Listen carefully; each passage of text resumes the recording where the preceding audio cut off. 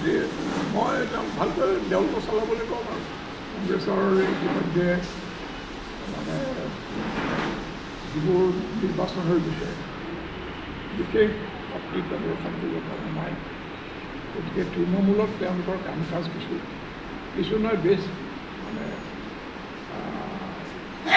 শ্লথ বা মন্থৰ বা হয়তো একো হোৱাই নাই তেনেকুৱা যেন লাগে